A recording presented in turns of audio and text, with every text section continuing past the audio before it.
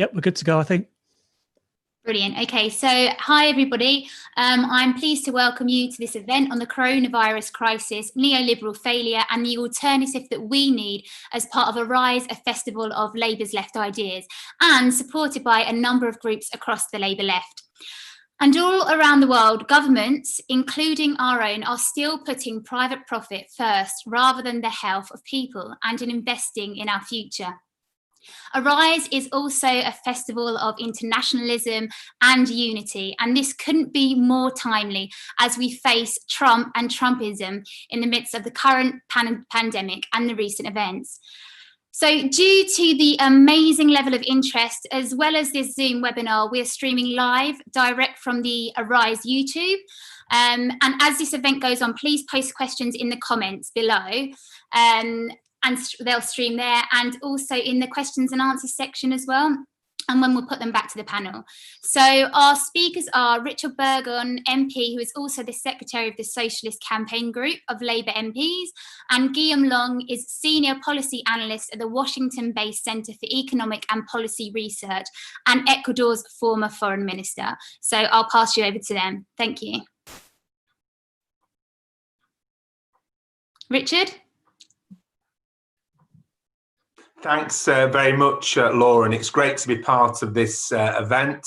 I'm glad that Arise has found a way to continue these necessary discussions for the left in these troubled and very difficult times. And it's delightful as well to be sharing a virtual platform with Guillaume, because he was part of a government in Ecuador under the then President Rafael Correa, who did so much in terms of tackling poverty, intervening to stop the inequities of the free market. And I think there's many things we can learn from that period of Ecuadorian government.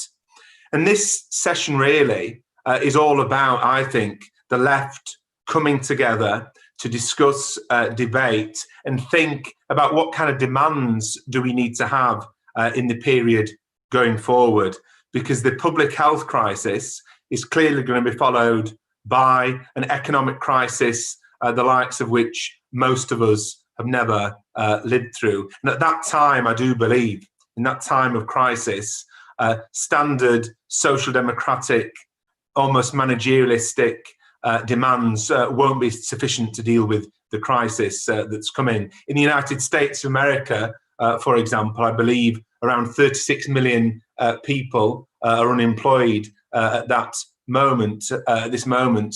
And in our own country, many people have been forecasting that what lies ahead in the aftermath of the public health crisis is something which will be 7, 8 or more times as significant economically as the banking crisis 10 years ago. In terms of the coronavirus crisis, it's obviously exposed many of the failures in the current system. And 3 of the worst performing states in the world when it comes to the coronavirus crisis and dealing with it are the UK, Brazil, and the United States of America. It's no coincidence that these governments are neoliberal governments. It's no coincidence that these are neoliberal states. And we need to be clear when we analyse this, that the huge death tolls were not inevitable. The huge death tolls are about public policy responses. And somebody who has been clear on this in terms of our own country is the former chief scientific advisor, Sir David King. And he said very clearly just a few days ago that 40,000 excess deaths in the UK could have been avoided. And if we'd have had the death rates comparable with South Korea, then literally we'd have deaths in the hundreds, not deaths in the tens of thousands. And if you look at the exact figures, you'll see that if the South Korean deaths were scaled up to the UK, then we'd have about 400 deaths. And it's no secret to those of us on the left that the response to the coronavirus crisis has shone a light upon the disgraceful inequities in our society, upon class division, upon racism, upon inequality, and upon the fact that we've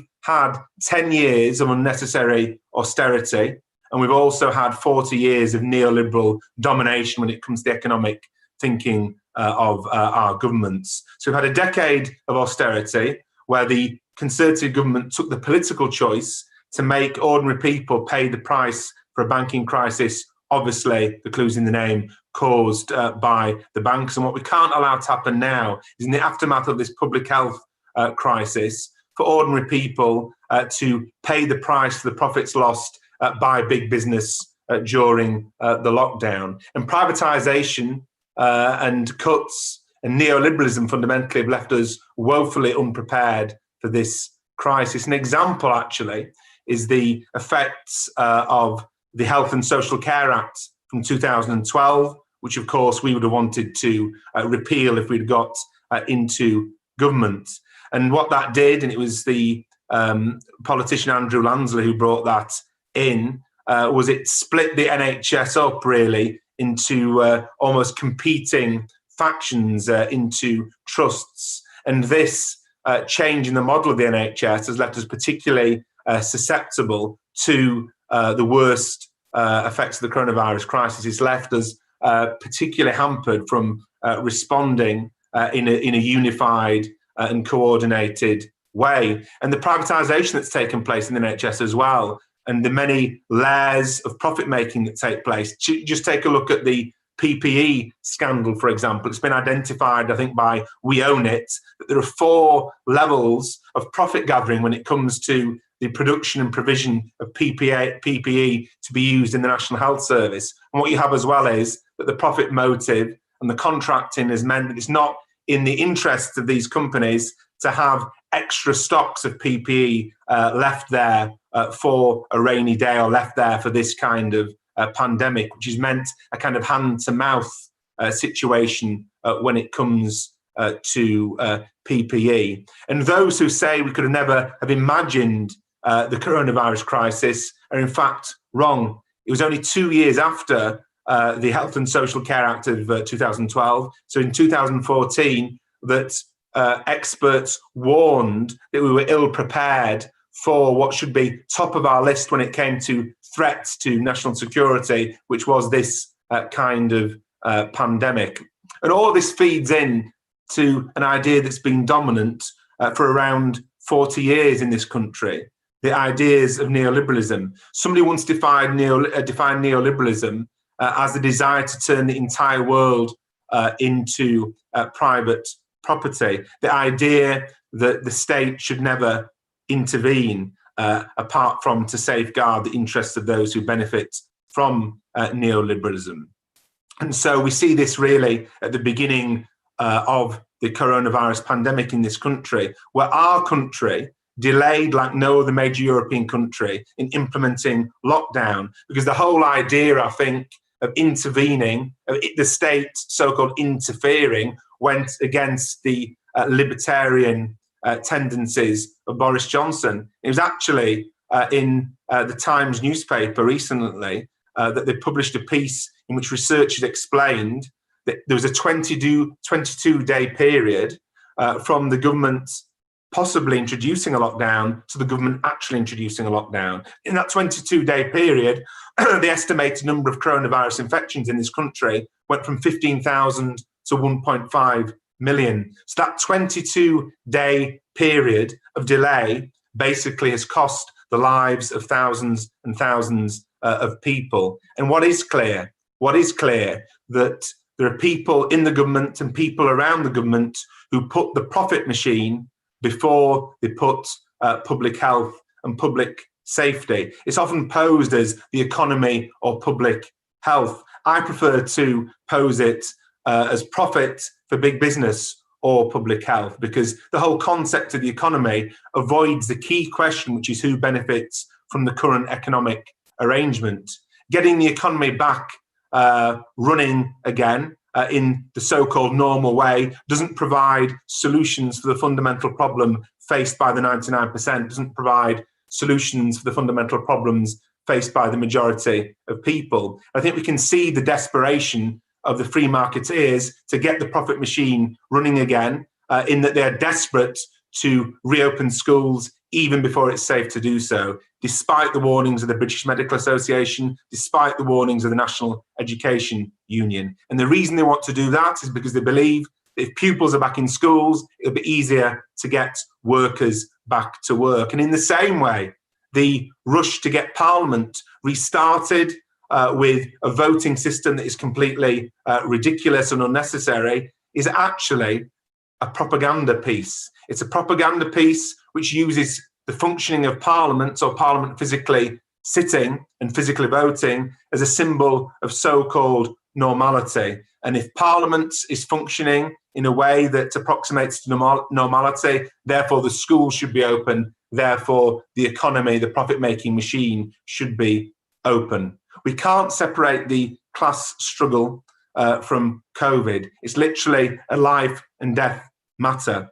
Thousands of people have died in this country because of the neoliberal nature of our state. And that is what has left our cutback National Health Service, our broken up NHS service, our privatised care service, has left it so badly equipped to deal with this pandemic. And it's no coincidence that we are in a similar position to the United States of America, which of course is the country which we've drawn inspiration from when it comes to our economic model. And we're becoming more and more like the United States when it comes to our economic model, much to the detriment of the vast majority of people in this country. A word of warning for all other people on the left. We always like to have optimism of the heart, but we shouldn't be naive. We shouldn't presume that from this experience inevitably comes a positive turn in our politics. We need to intervene into the struggle to secure that positive outcome. We shouldn't presume because the state is paying out money to keep businesses afloat. We shouldn't think that that form of state intervention necessarily leads to progressive or socialist outcomes in the long run. Neoliberalism doesn't require the disappearance of the state. Neoliberalism requires the retreat of the state from helping the majority, the retreat of the state from pursuing the public good. But the state, in all sorts of ways, whether it's state money or the state apparatus of the police or anything else, is there to secure the interests of those who that state exists to serve, which is the super rich and big business. So we've got to make sure that what comes out of this isn't state socialism for the rich, but it's state intervention where the state is pressured to use its power and use its powers of intervention for the good of the many. The state was obviously involved and the state pushed for the Iraq war and the pursuit of oil profits. The state smashed the trade unions, as we saw in the miners' strike, and we see in the United States the way the racist state is being mobilized against communities who are protesting. So the involvement of the state isn't automatically an advance for socialists. In the same way, because I realise I've only got a minute or so left, we shouldn't presume that what comes out of this are governments across the globe doing more to tackle climate change. Many people are hopeful, saying this will make governments understand that disaster can occur on a global level, things can change very quickly, and therefore we need to do more to tackle the impending climate catastrophe. I actually think in the scenario that comes next, we may get neoliberal governments trying to renege on their spending commitments where it comes to pursuing the creation of the new green jobs that are required in order to tackle climate change. So as a left, and I'll conclude on this, we need to raise our vision. We need to be coming forward with credible, worked out proposals to solve problems when it comes to people's wages and living standards, when it comes to rent, when it comes to housing, when it comes to climate, when it comes to the public service, because you can bet your bottom dollar, as is outlined in Naomi Klein's The Shock Doctrine, The Rise of Disaster Capitalism, that those who are wedded to the neoliberal model will be thinking through how they can use this period to further push their free market ideology to the benefit of those at the top and to the detriment of the many. There can be no return to business as usual, but we've got to ensure that what comes next isn't even worse than business as usual. What will be needed is a thinking left, an organising left, a motivational left, a left that's unified in order to ensure that that doesn't happen and we get the kind of better future that everyone in our community and in our world needs.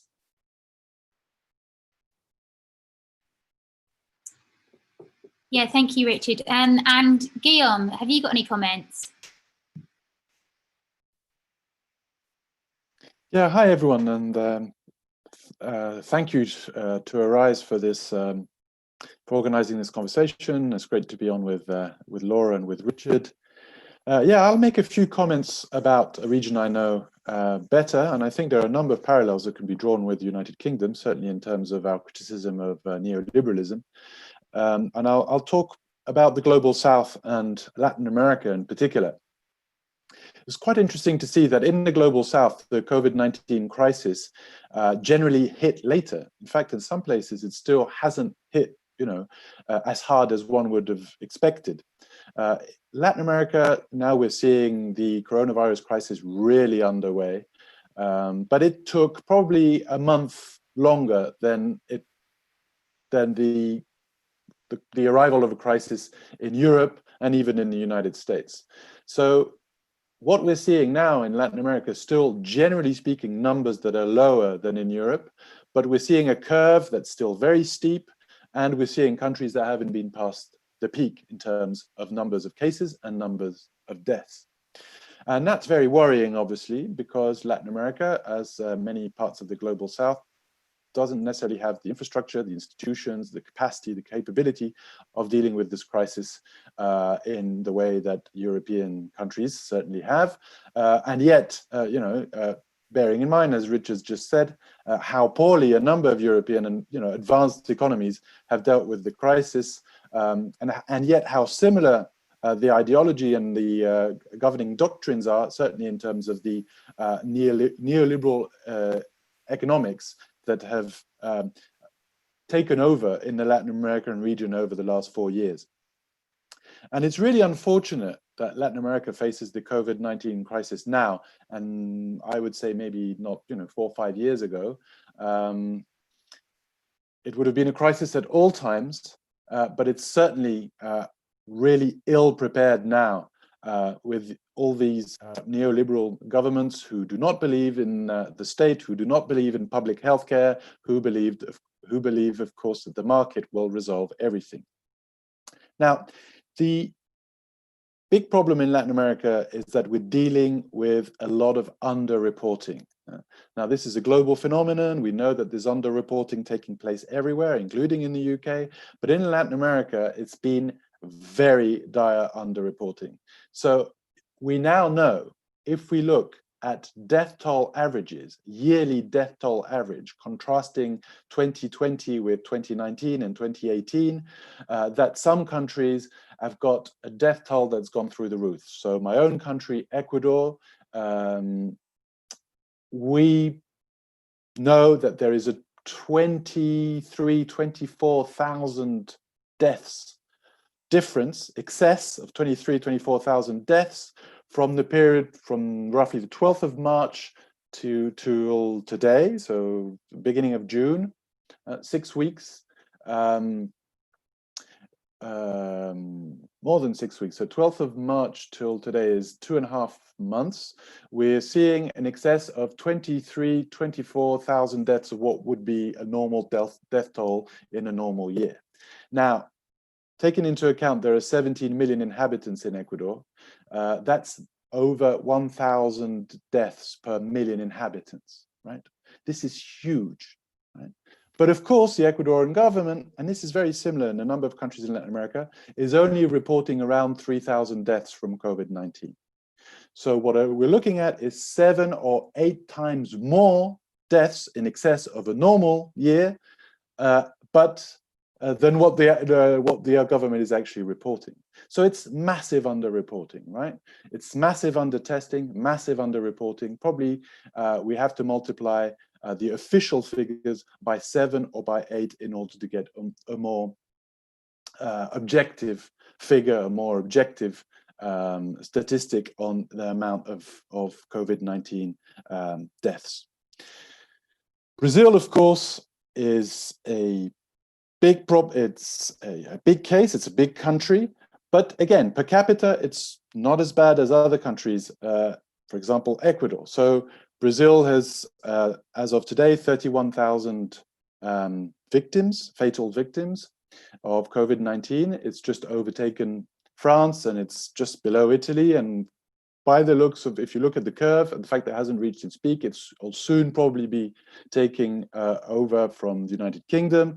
And of course, in a globalized society, when normality comes back, if you have a big coronavirus problem in the global south, this remains a problem for humanity at large, for the global north as well, right? So one of the problems, of course, in dealing with this crisis is that we've looked at it on a nationwide basis, but we haven't looked at it on how it's a global phenomenon which is going to recreate new spikes in infection if we don't deal with it in a global manner. Now, Latin American is particularly, and the global south is particularly vulnerable to the virus, because in Latin America, you have a huge percentage of workers who are, in fact, informal workers, so non-salaried workers, people who do not depend on a salary, people who do not have social security. It depends country per country, but often you have 50–60% of the workforce that does not have a salary and that has to go out on a daily basis to make a living. Now, of course, if you have to go out on a daily basis to make a living and you don't have a salary, this means that you have to, that the lockdown policies and social distancing policies become almost impossible to implement. And this is when you need governments that are not neoliberal, that are governments that are prepared to help the population, that are prepared to tell people, stay at home and we'll help. And it's clearly what's not happened in Latin America, with governments that are extremely still in the middle of the COVID-19 crisis, absolutely bent on austerity, still talking the language of fiscal discipline and budget and avoiding budget deficits in a way that is even more fundamentalist than what you see in the global north. At the end of the day, even the EU said, okay, no more 3% ceiling on budget deficits. And the United States actually is the biggest violator in the world of fiscal austerity. The Trump administration is probably running a budget deficit of 18% right now. Now a lot of that is bailouts for big corporations. Yeah? I'm not saying that they're using their budget deficits necessarily to help workers, but it's still moving away from that neoliberal idea that you can still you can handle this crisis with a kind of fundamentalist vision of fiscal austerity. In Latin America, a lot of Latin American governments, accompanied by the IMF, which is back in force in Latin America, and not allowing even that to happen. No budget deficit whatsoever. So a country like Ecuador, which has probably the highest per capita cases of COVID deaths in the world, is refusing to create liquidity with a central bank. It's refusing to generate money. It's paying all its debts on time to international bondholders and creditors. It's quite surreal. Behaving in the sort of paradigm of neoliberal austerity and fundamentalism. And of course, that means that people have to go out there and make a living and don't stay at home. And this is the endless spiral of the kind of hands-off market approach to COVID-19 in a number of Latin American countries in the global south. Now, this is not helped by the fact that, and this is unknown maybe in Ecuador, that the in Britain, in Europe at large, that the Trump administration has accelerated its deportation policies towards Latin America and towards the global south at large. And we know now, we have numbers that the ICE detention centers, so in the United States, ICE being the immigration authorities, are the institution in the United States with the highest rate of COVID-19 infection, right? Even more than the penitentiary system, the place where immigrants are held. And yet they're accelerating what we call ICE air flights yeah, but they're well known in Latin America. Despite the lockdown, despite the fact that most Latin American airports are closed down, the only flights that are arriving in Latin America are flights arriving from the United States with deportees. You know, in some cases, the Guatemalans tested, for example, 64% of deportees on these flights had COVID-19. And in fact, in the case of Guatemala, which is one of the most documented cases we have, but there's no reason to think it should be different elsewhere, 20% of infected people in Guatemala today with COVID-19 are deportees. So you can imagine what effect that has in terms of infection rates and so on. Literally, the Trump administration is exporting the coronavirus to Latin America and to the global south.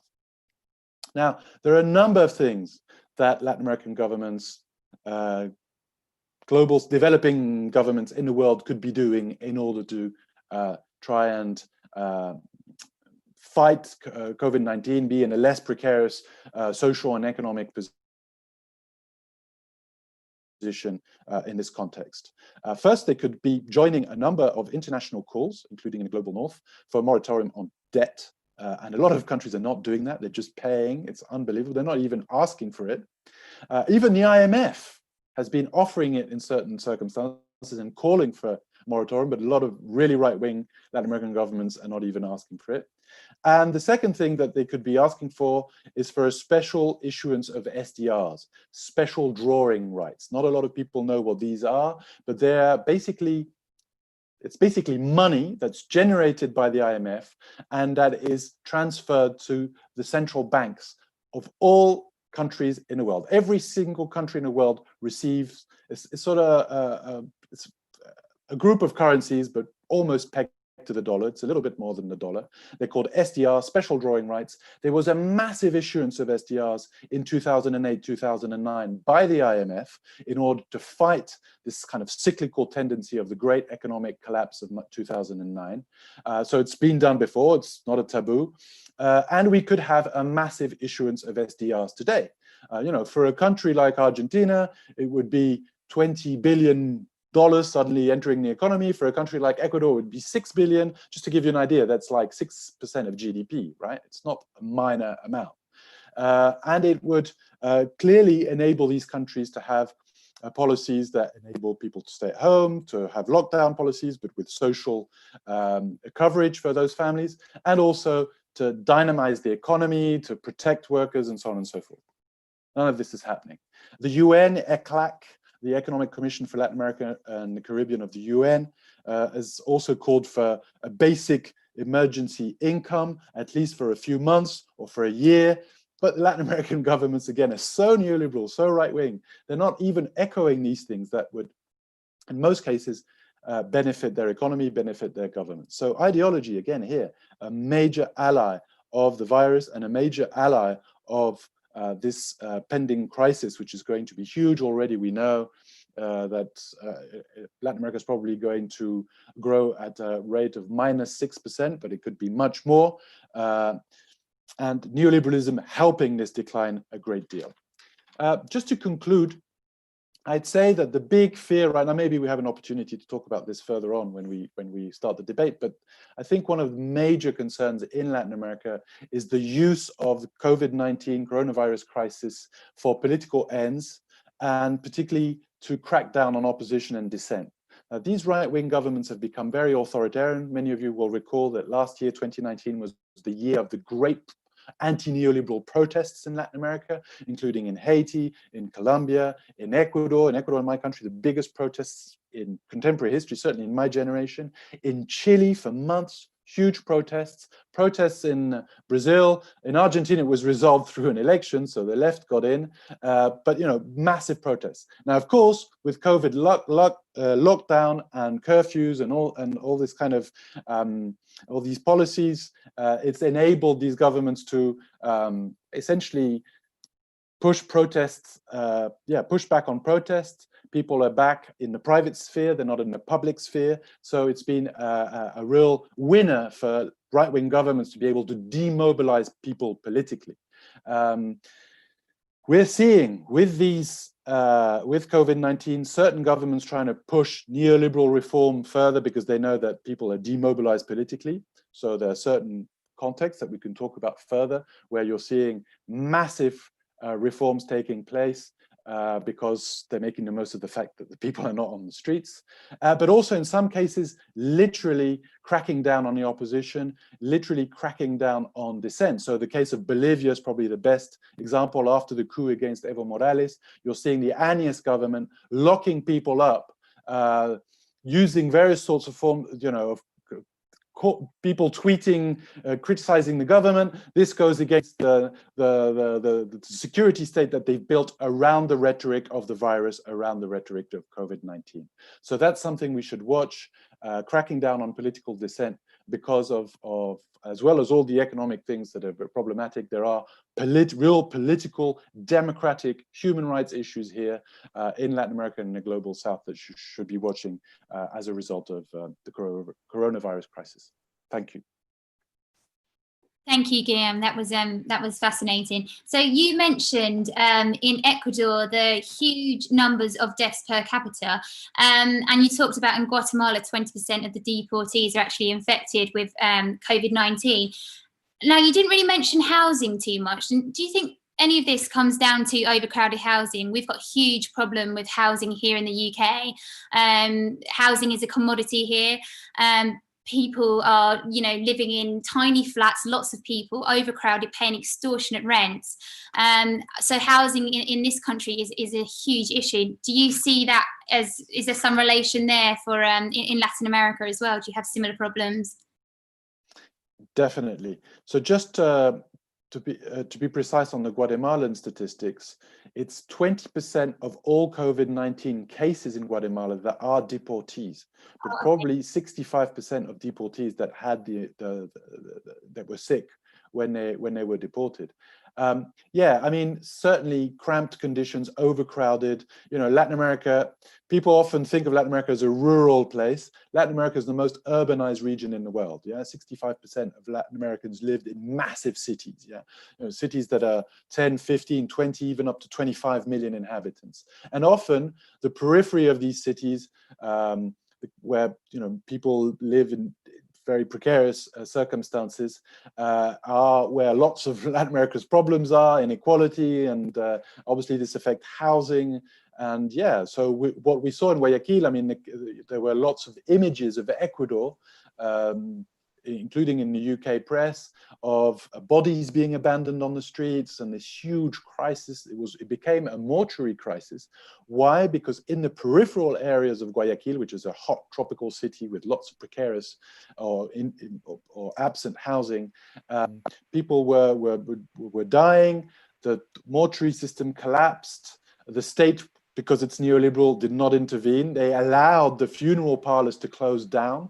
Funeral parlors closed down because people were scared. The owners of the funeral parlors were scared that they would get infected. So they closed down the funeral parlors. And instead of the state, acting as it should to open them up, it waited for a month.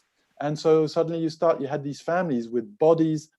So it's not just overcrowding, but it becomes overcrowding with dead bodies inside of the homes, right? So eventually people taking the bodies out on the streets or leaving them in front of hospitals. It is a tragic images you probably saw of Ecuador.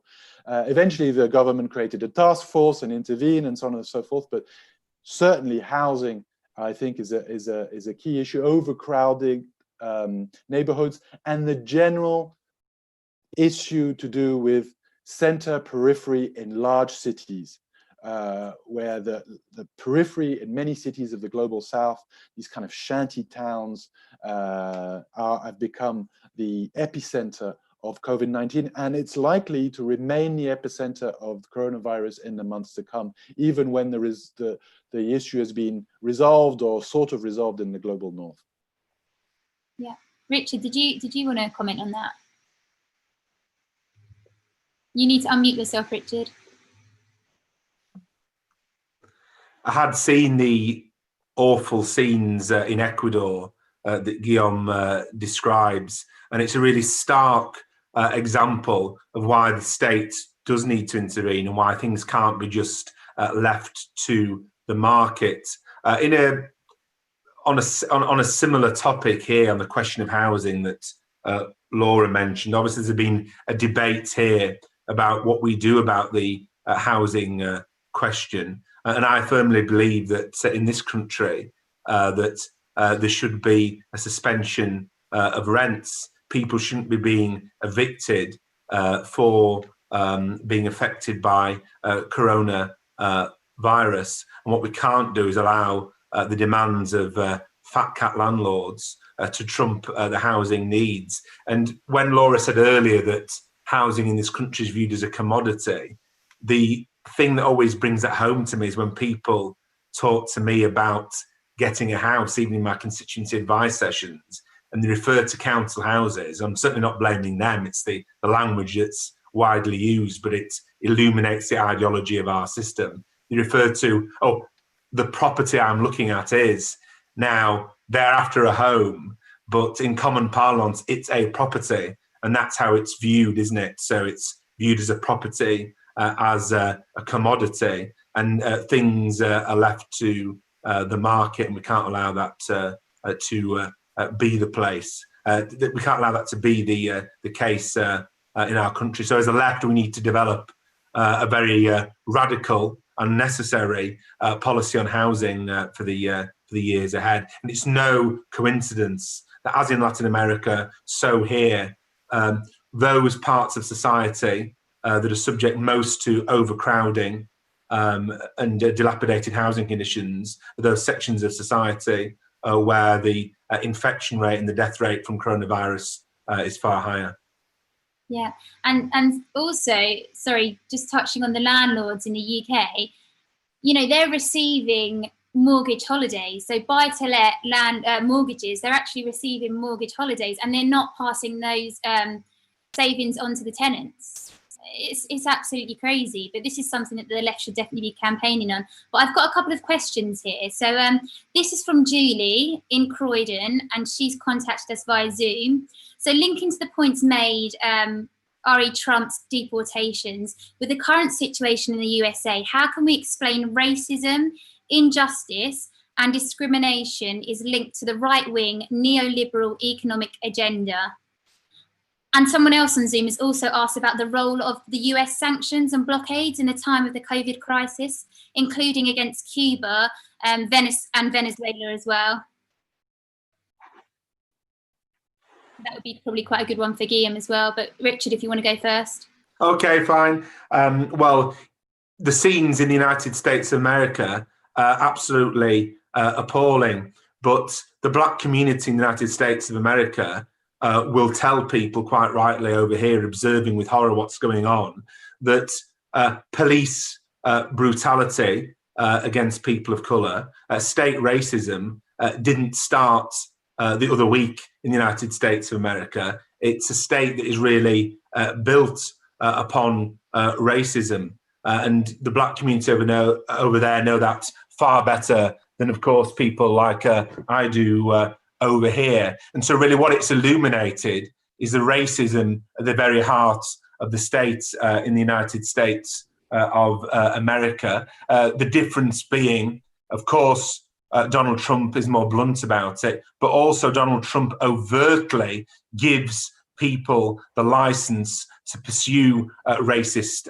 agendas. For his political objectives, he encourages that. So I think it's right that, of course, we, and I see that Emily Thornberry on Labour's front bench and Dawn Butler's written a similar letter as well, have demanded that we don't sell items, weapons, gas, etc., which is used over there to brutalise protesters. So I think that's important, but we shouldn't think, I think Dan Abbott wrote a very illuminating article on this just a few days ago, we shouldn't think that the situation in the United States of America is totally different from the situation here. People should look at the statistics in terms of the number of black people who have died in police custody, the lack of prosecutions of the police for when black people have died in police custody here. So we shouldn't think that we're immune from racism as well. And I think in this situation of the public health crisis, in the situation of the economic crisis that's going to follow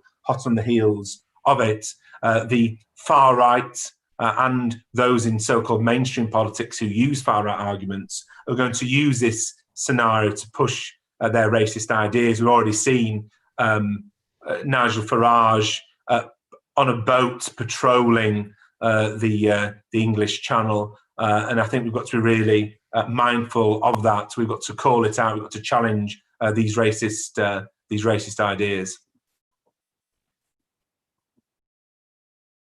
But on the subject as well, sorry, I realised I didn't mention the question about the United States of America externally and its economic sanctions on Venezuela, Cuba and Iran. In my view, those economic sanctions are totally inhumane and unjustified in any event.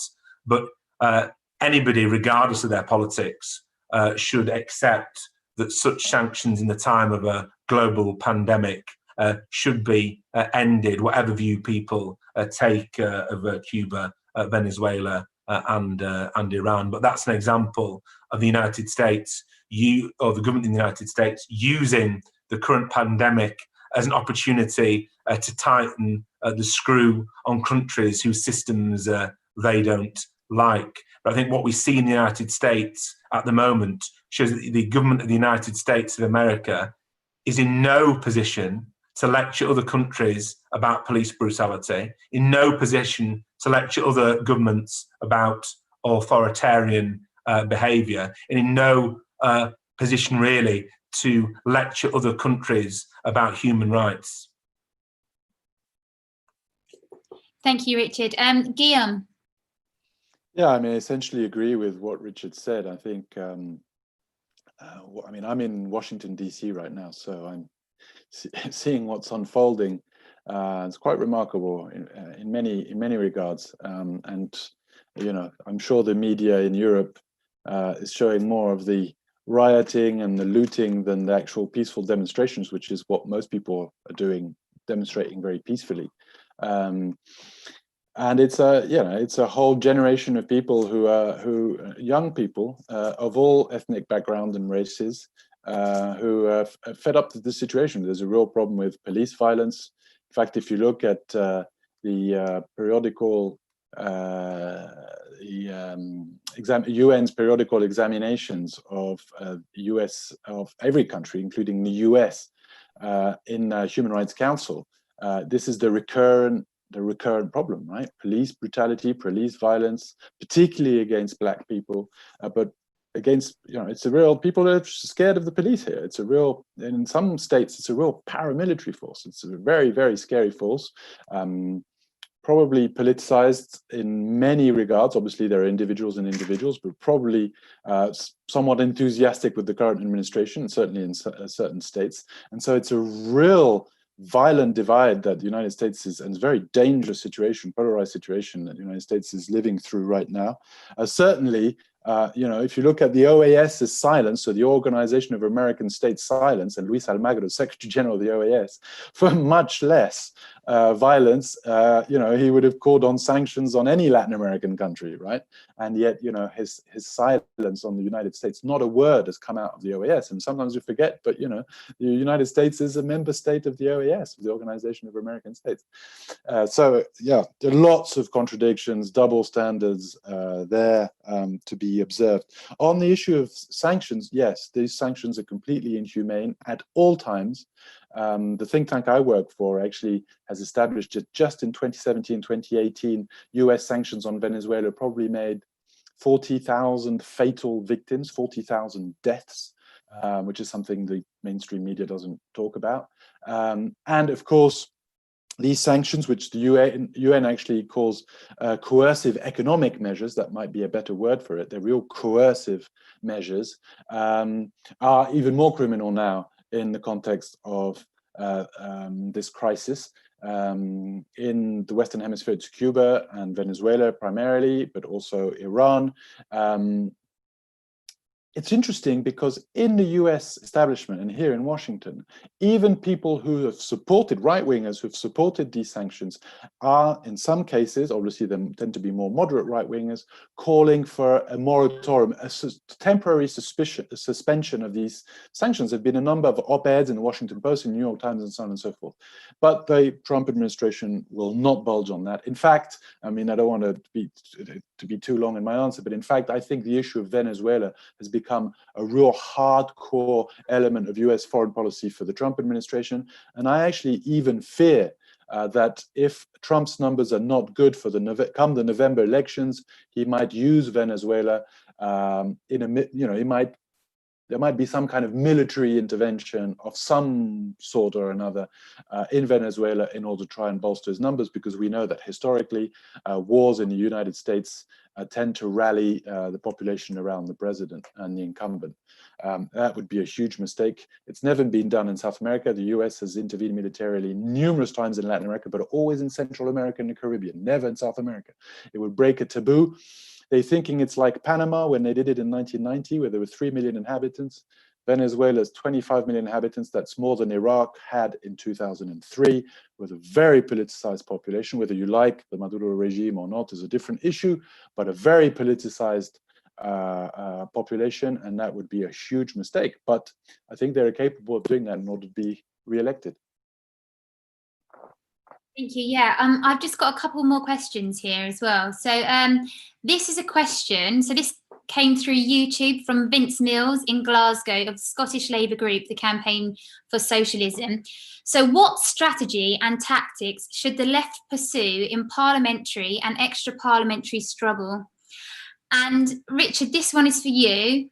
So as part of the alternative, should we still develop your idea of a university of political education, perhaps on a digital platform?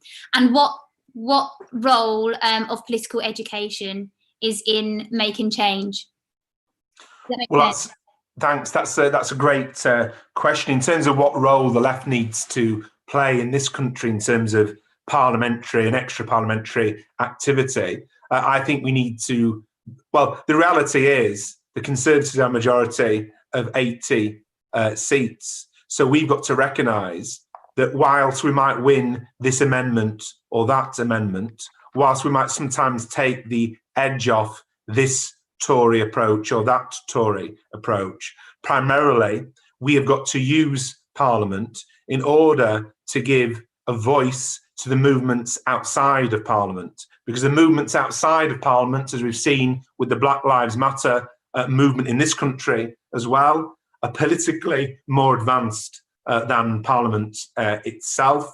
So being a member of Parliament gives me a platform. It gives every member of Parliament a platform. The question is how you use that platform. And what I think we need to understand, that what's on its way is probably going to be the biggest attack on living standards since the 1930s. It may or may not take the form of austerity, i.e. cuts to public spending. It could take other forms as well, wage restraints, attacks on trade unions, reforms in terms of the rights that people have in practice when it comes to their position in the workplace. But I think the left has to, and I say this about myself as well, because I think self-criticism is important. We all need collectively as a left to up our game. And if people think that bland social democratic managerialist slogans are going to be good enough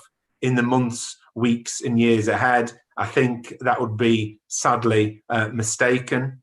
We really do need to be developing well thought out, credible policy propositions which will be practical solutions for the very real problems that millions and millions of people in this country are going to be facing in the aftermath even of 10 years of Tory austerity since the banking crisis. In relation to Vince's question about political education, look, when I stood for deputy of the Labour Party, I said it'd be great to have a Tony Benn University of Political Education. That would be great. We were hoping to win that election and that therefore have a mandate to use some of the resources of the party for that. If the party wants to do that, that'd be fantastic. I fear that they won't. But in whatever way we can, We need to provide education to each other. We need to provide discussion for classes and education facilities for people in our movement. I think if we'd have had a better recent tradition of political education on the left,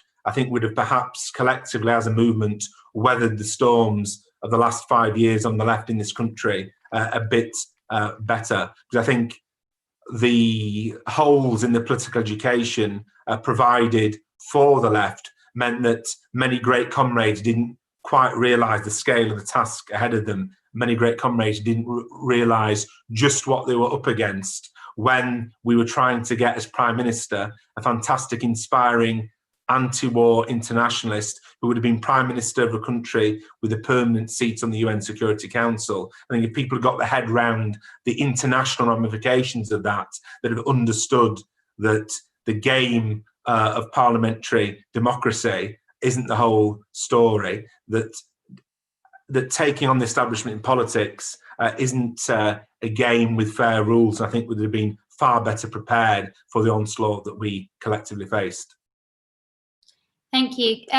Guillaume, are there any comments that you want to make on what strategy and tactics should the left pursue in parliamentary and extra parliamentary struggle here in the UK? Wow. You don't have to, but it might be interesting to hear your thoughts. No, I followed what happened in the UK with great enthusiasm.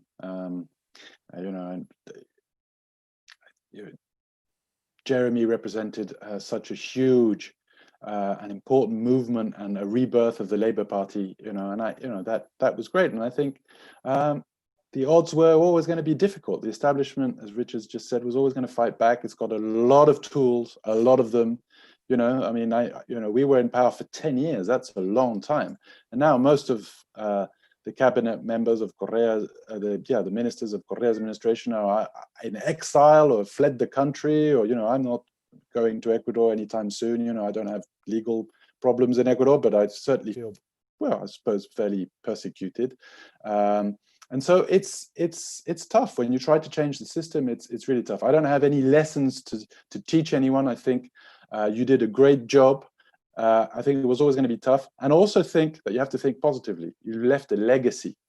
I think the left should, maybe the only thing I'll say is I think the left should have a vocation for power and not just a vocation for resistance, right?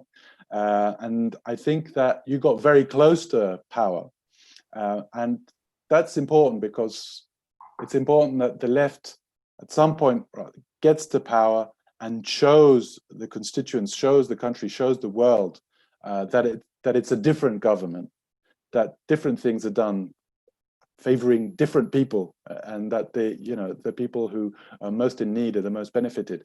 And also to demonstrate to the world that neoliberalism doesn't have to be, that it's not just unjust, but it's also actually fairly stupid.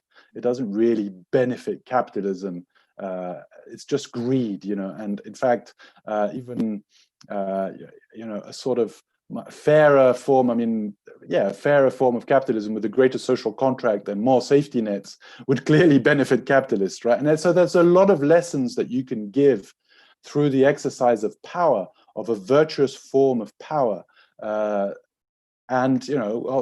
next time. But it's really important that the left has that goal, not to be strategic and to strive for power, not just for resistance and opposition and always shouting against, and I think you guys have done that, and I think that's great, and I think you will achieve that goal soon. Thank you. And look, we've got another one here. So this is from Frida on Zoom. So what are the unifying demands here and internationally that we can mobilise people around to make change happen after the crisis? Guillaume, do you want to go first? Yeah, you were just internet connection problem there. Could you repeat that question? What are the unifying demands here and internationally that we can mobilise people around to make change happen after the crisis? Sorry, my clock's going. I've got a grandfather clock. I think they're the same. I mean, this crisis can be an opportunity as well, like all crises can be. It's clear that the market's not going to solve health issues, right? I mean, that's clear, isn't it? The market isn't the solution. I mean, there are two big issues in global, universal sort of, I would say, existential issues, even from a biological point of view for our species, right? Climate change and these new threats of pandemics and becoming more and more recurrent. And neither of them can be resolved by the market. They have to be resolved by collective will. They have to be resolved by institutions. They have to be resolved through cooperation of people with careful planning and strategy, and not this kind of Malthusian approach. It's really serious, you know. We forget how serious this is. We've gone back to this early sort of 19th century vision of Malthusian approach to, you know, survival of the fittest, not even a Darwinian or Darwinist approach, a Malthusian approach, much more dangerous, that's not going to solve the problem. It's only the state. We shouldn't forget that the state is the institutionalized expression of society, and that's not a bad thing. That's going to resolve through the collective will of the people and public policy the great challenges that lie ahead. And so at the end of the day, it's an ideological struggle. It's an ideological struggle against this kind of, an anarchic and libertarian view that's inherent in neoliberalism. And I think that's a struggle in Ecuador, it's a struggle in Brazil, and it's the struggle in the UK and elsewhere. Maybe just one thing to add to that is that there's also, I think, a greater, you know, because there's going to be a lot of anti-systemic responses to the crisis. As Richard also said, some of these anti-systemic responses can come from the far right, or they can be sort of, as we're seeing in Latin America, a sort of evangelist, very sort of radical evangelist, fairly racist radical evangelist revival. We're seeing it with Bolsonaro, with Agnes, but even with the Trump bases in the US. And that has an anti-rational, anti-truth or post-truth, even anti-scientific side to it. So, you know, Bolsonaro saying, oh, it's just a little virus, you know, no, it doesn't matter, sort of resorting to anti-science as a political platform. So there's a struggle there as well for the left. We have to be on the side of science. We have to be on the side of reason, of rationalism. So those elements, I think, the fight against neoliberalism and the fight for truth, reason, and rationalism, as opposed to these people who are trying to send us to the dark ages, you know, Bolsonaro, Trump, and others. Yeah, absolutely. Thank you. And Richard? Yeah, I think that's right. The fundamental demand has to be here and around the world for an active state that intervenes in the interests of the 99%. Now, sometimes the left has a naive view of the state, and as I alluded to earlier, takes the view that state automatically equals good, but actually it's how the machinery of the state is being mobilized and in whose interests the machinery of the state is being mobilized. So, for example, when there are corporate bailouts, the state in this country and around the world needs to be putting conditions on those bailouts which are in the interests of the majority of society. For example, conditions in relation to wider social, environmental and labour demands, and that these corporate entities won't get the bailouts unless they meet these socially positive conditions. And so I think that's the fundamental question. Can everything be left to the anarchy of the market? Do we let the market rip? Do we believe in a free market fundamentalism? Or do we believe that the state can be guided as a tool of the interests of the majority and the discriminated against minorities in society? I believe it can, but obviously there'll be plenty of people who want to use, in very powerful positions, want to use the state for the opposite purpose. So I think that's the big demand, really. And I think that the need for that kind of state will become clearer and clearer in this country and around the world. The job of the state, properly directed, has to be to liberate people from poverty, discrimination, inequality. The role of the state cannot be to murder black citizens or to spy on citizens, or to actually secure the continuation of a situation where so many people's basic housing needs, educational needs, and economic needs aren't met. Yeah, brilliant. Thanks, Richard. So we've also got another question, and I suppose this is probably focused more to Richard. So what can we learn from how the NEU have resisted the government rushing to open schools? And how can we make real change in the current context of a big Tory majority, including by vocally supporting trade unions? Well, I've always been of the view that those who think politics is something that happens once every 5 years when you put a cross in a box in a general election are wrong. Politics happens day in, day out. And what we can't suffer from is a myopic focus just on Parliament. Parliament is an arena of the struggle that we need to take part in, but it's only one arena. And it's hardly the most useful arena when the Conservatives have a majority of 80 seats in Parliament at the moment.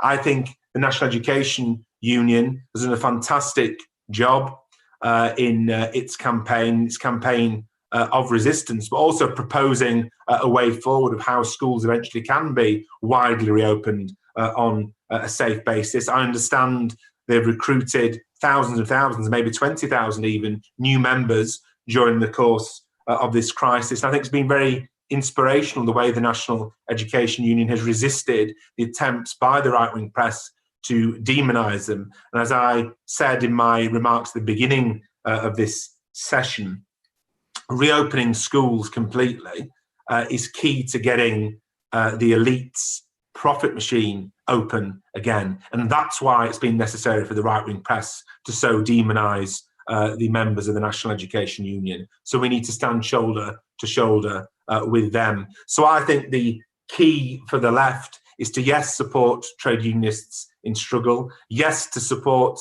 minorities across the country who have been subjected to discrimination in word, in deed, and in their day-to-day lives. And we've got to be, in Parliament and outside Parliament, people who amplify their experiences, people who give support to their struggles.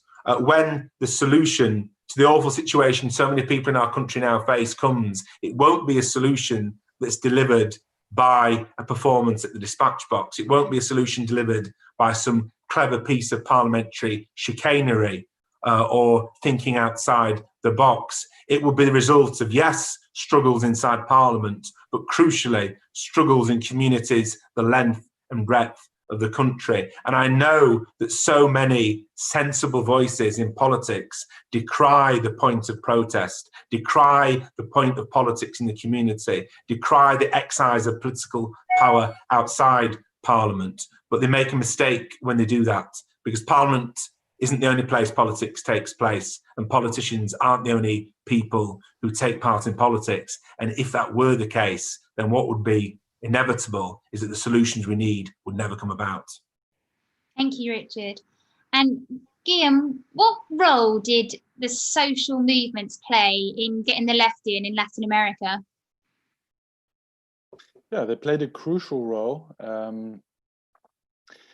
So, yeah, the social movement, the new left in Latin America was born essentially in the 1990s as a resistance to structural adjustment, neoliberal structural adjustment programs, including the ones led by the IMF, which is back on the block today. It's incredible, really.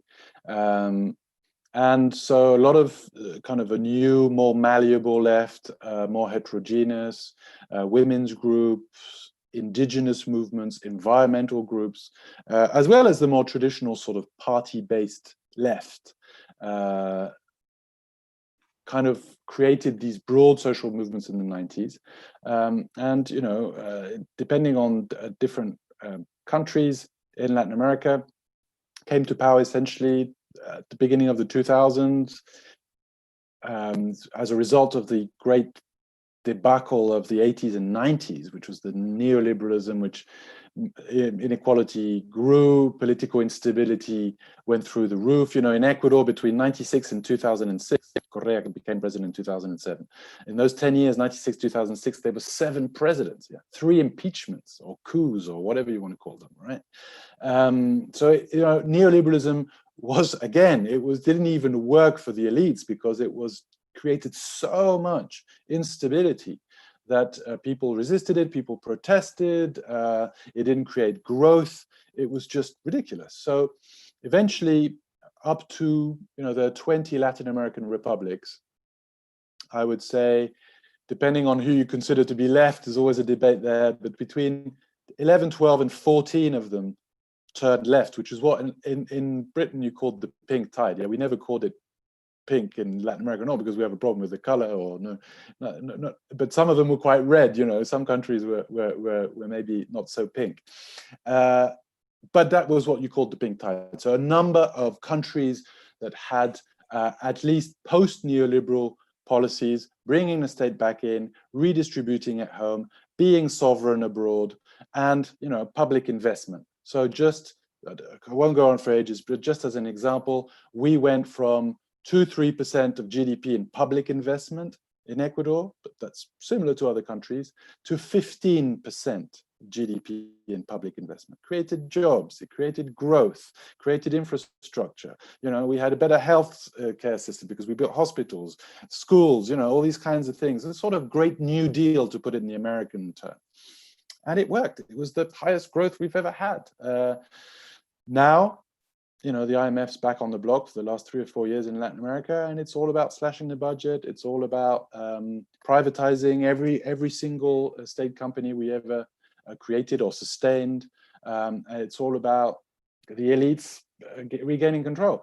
It's quite tragic, really, because if it was just democratic, then you could say, okay, it's the fluctuation of democracy. But because they're also being very authoritarian, putting Lula in jail so he's not elected, had Correa abroad, toppling Evo, all these kind of authoritarian practices, it kind of, in Latin America, I still believe in democracy, and I think that's the only way forward. But it kind of puts into question whether we can really compete in a democratic system when the playing field is so unlevel, right? And if there's any violence that erupts, it's clear where the causes are and where it comes from. So I think that's very, very tragic. I don't know if that answers your question. That's kind of 25 years of Latin American history as summarized as I can. No, that was brilliant. Thank you. Thank you, Guillaume and Richard, for participating, and also everyone else for joining in. Now, we know we have huge, important battles ahead, and we also know just how important our campaigning for people, health, and the planet to be put before private profit is, and how essential international solidarity is. We must keep working together to insist there is no return to business as usual when it comes to our economy, politics, including foreign policy, and to not only argue that a better world is possible, but to win that better world as well. So the next event in Arise Online is next Wednesday, which is the 10th of June at 7 p.m. with Claudia Webb, MP, Apsana Begum, MP, and also Bel Ribeiro Adi, MP, and it's entitled "The Virus Doesn't Discriminate, the System Does: Why We Need to Tackle Race and Class and Inequality." So thank you so much for joining us, and we